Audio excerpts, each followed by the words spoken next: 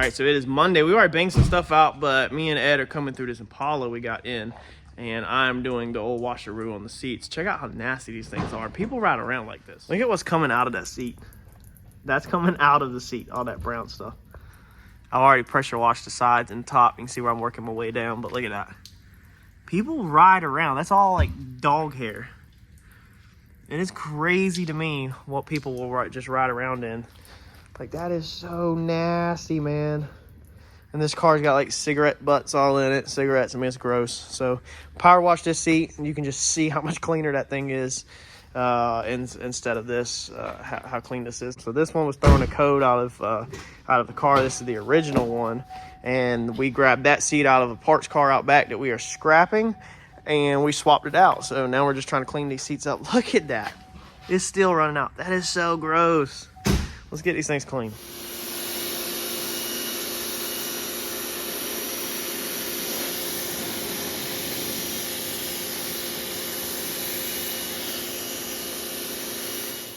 All right, so here we go with round 2 tonight. I normally work 2 shifts, basically. Lock his back. Believe it or not, people will stop by the dealership in the middle of the night. Probably should lock the truck. First off, I wake up about 7:30 in the morning, 7:40. I get out of bed normally anywhere from 7:45 to 7:50, and I'm at the shop at normally 8 o'clock to 8:05, somewhere in there. Then I work all the way till 5 o'clock. I go home, I eat, and I spend some time with Harper and the wife from 5 to about 7 to 8 o'clock, depending on Harper's bedtime schedule, depending on how she did that day, if she's going to bed early or if she's going to bed at 8 o'clock. She goes to bed between 7 and 8 o'clock. I come back and work the shop from anywhere from 8 o'clock to 11 o'clock every night during the week normally, and then I try to take my weekends off. So we're back tonight to paint a couple things. We have to actually have multiple things to paint tonight, so it is going to get really tricky tonight. Now, I completely trashed this car today, this paint job on this car. I still use that really trash clear on my flip cars, and it bites you in the butt quite a bit, but normally you don't have to fix it, so it saves you money overall. So what we are doing tonight is we are actually painting this bumper. Now, this is off of our parts car. Oh man, it's still got water in it. We are painting this bumper for that car. Now, this is our black car that we cleaned up earlier today. Me and Eddie made a lot of progress on this thing, and we are trying to get this together tomorrow, hopefully. We've gutted it. We've pulled the seats out. We washed them. The only one I got left to wash is that one tomorrow. We had a bunch of issues that we had to fix with this thing, a bunch. That were not collision related. Now, we're trying to get this one together tomorrow too. I completely trashed the front bumper and the car on this, so you can see my paint. Okay, I know the camera is making it look like you're sealing spackle mud sheetrock, but this is actually smooth. I'll show you what it actually looks like. I know what I did wrong. I knew it when it was happening. You can kind of look at this one and probably see the splotchiness in there. Okay. And if you look at the front, you can see the trash that was shot out of the gun. And then if you look over here, you can see this right here. So this is actually, it's textured, and there's a pretty nasty sag here. Basically what happened was I blended this fender into this door. There's a little bit heavy base coat here. I was using some base coat I shouldn't have been using. I knew I shouldn't have been using it, but I do it anyway. And my clear coat basically pulled my base coat. So if your base coat is not 100% dry, then your clear coat can actually grab the metallics and literally just pull them down like this. And that's the reason why they look all funky, and that's the reason why they're thicker down here where this little nipple is, this head. You know, and that messes it all up. Now, I don't know if I'm going to fix that. Sometimes we don't fix that. But as you can tell, if you look at this rim and you look at that rim, okay, see the black inserts? See this rim? They don't match. So this car is what it is. We're not going to label it as anything, but this car is what it is. And it's not going to be a top dollar car. So it has these wheels all over it. I think they're 20s. Anyway, this is not a big money car. These rims completely destroy the value of this car. Now, I bought it. I thought the rims were matching set. I didn't pay that close attention. My fault. But sometimes I don't fix mistakes like that. Now, being the bumper was off the car, we did actually paint this one off the car, surprisingly, because we were holding off because we're doing a radiator. Normally, we put everything together, tape, and then paint. But we were holding off. This I'm holding off to, and I told Ed that we would get this whole thing together, get it through inspection, get everything done on this car when it's ready for sale, and then I may sand this out, these two, pull it back into booth, just paint this and this, basically just blend the center out, re-clear all this, and then we will be able to let it flash off for about an hour, 2 hours, and then straight out front to the lot she goes. But at least we're going to reshoot the bumper tonight so that Ed can stick the grills in it, headlights and all that stuff tomorrow. Now, the other piece we are doing is a piece of the missing puzzle from last week. So I have this piece right here, tiny piece. This was lost. I actually had to make a piece and then we found it. So we're going to spray this a tan color, and then we are going to go ahead tonight and, man, it's stuck. We're going to do our trims to our car. So this is our windshield trim that goes around the front that I have not redone yet. So the colors we are doing tonight is our first run, we're going to do a silver and we're going to do a black to match that car. Them two bumpers that we're doing are going to be gloss. Now, you can't spray your black first and then your silver in the same booth or the same room, or if you're working in a garage, okay, and let your spray black first and then let your silver go over your black. Of course, that's not good. Now you have black with metallic. And then you also can't do it the other way where you accidentally get your black on your silver. We're gonna somehow get both of these shot, black and silver, in the same booth, both the clear coats gloss. Okay, so that's going to be a black VAP seal, black base coat, and then a silver base coat. That's 3. And then we are going to, on this little piece, we are going to do a brownish drop coat and then a tan. So that's 5 colors right there. And then our trims are going to be mixed in with the other black. So that's not an extra step, that's just extra black. Then we are going to shoot the 2 bumpers with our Norbin 115 clear, which is the cheap garbage dealership clear that I do for our dealership cars. I'm not going to say garbage, it's just bottom of the barrel clear coat. Then we are going to shoot our little piece right here and our trims for our Comet with better Omni 270 clear, okay, because one of them is a customer piece. And we are also going to do satin. So we're going to mix this up with flattening agent and flatten it out. Now we're straightening out our trim a little bit. So this trim I got mad at and took a hammer to the face of it when it wouldn't clip in. I've talked about it in other videos. You can kind of see it. I just straightened it out decent. All you do is, if you have trim that is dented up, let me see if I have any more. Search is right here. This is where I really got mad at this one. Okay.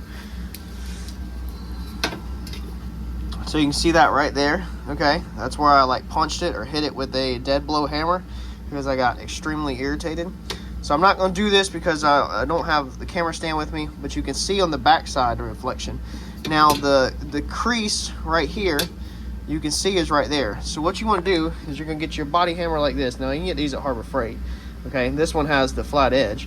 And you're literally gonna come on the back side and we're gonna hit it right there. Okay, now I have balled up a towel to give me, like, this is like a bing bag. So they make bing bags for shaping metal and stuff like that, but I've just used a rag.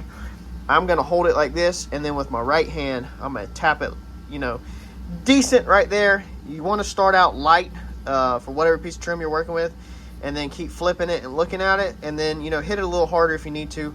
Try to hit this end square to your trim and try to hit right there on that crease, okay? You want on that crease, that's where it's gonna pop everything out at.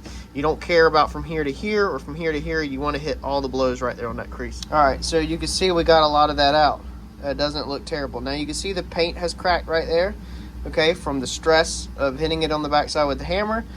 But we'll lightly sand that and we'll paint it, and it is going to be what it's going to be. Now I got another set of these trims at the house, but I don't want to paint another set black when I already have a set that are black. I don't want to ruin another set that's in good shape. So I'm going to just go through all of these over here. The ones that wrap around the windshield are going to be fine. I think they're going to be the only ones. I got really angry with the passenger side I don't think the driver's side never felt my wrath of anger.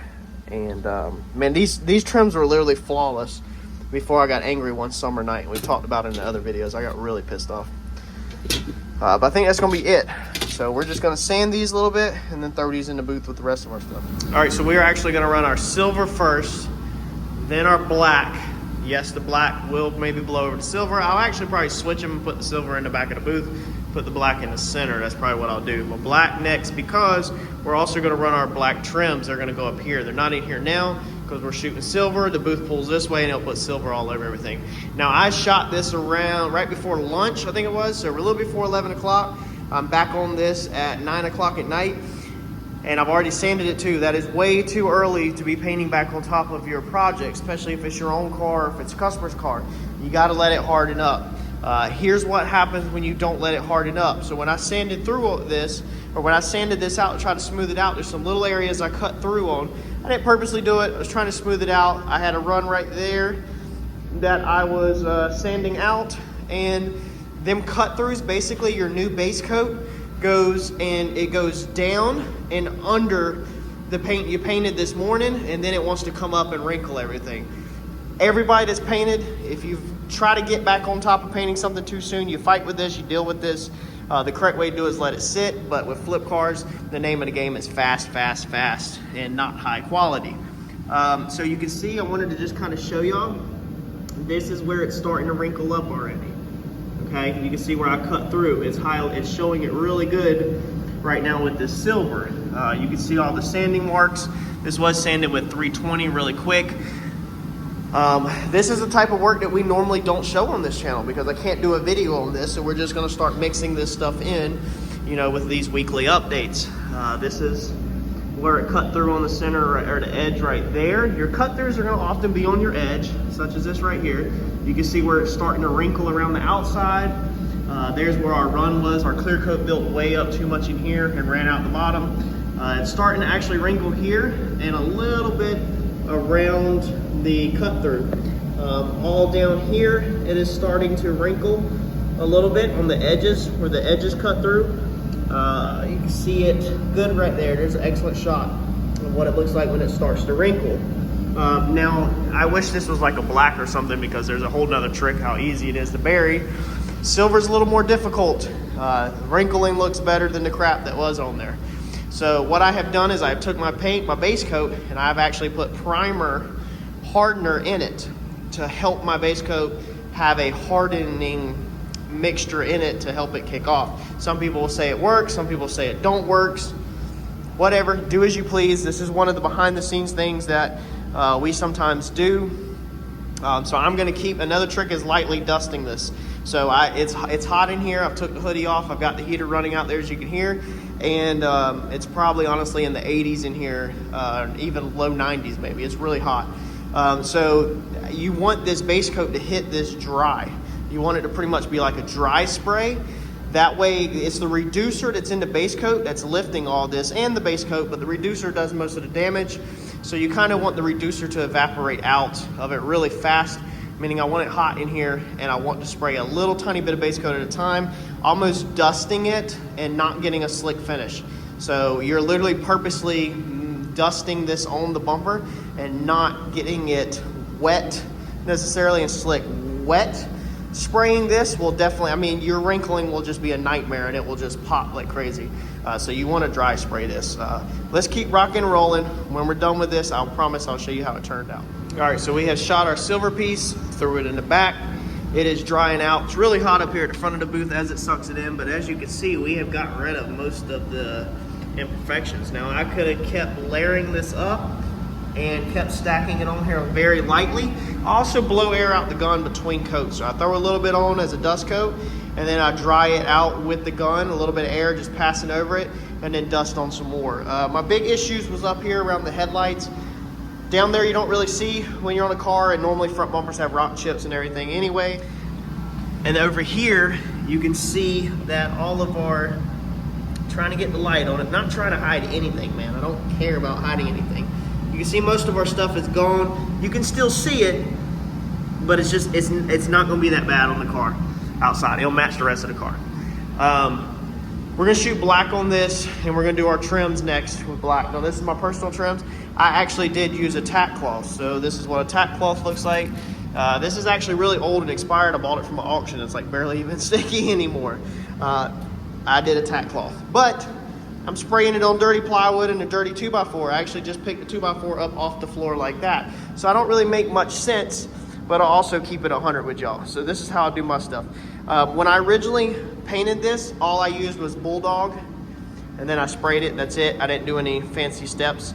So since we already have some paint on here, we're just gonna hit this with Bulldog one more time just to make sure the paint sticks, and for any places that cut through to raw metal, that way the paint will stick to that raw metal. I just ran over this real fast with some 320 grit. I actually dug out the trash can and you put it in my hands and just knocked it down just to scuff it up a little.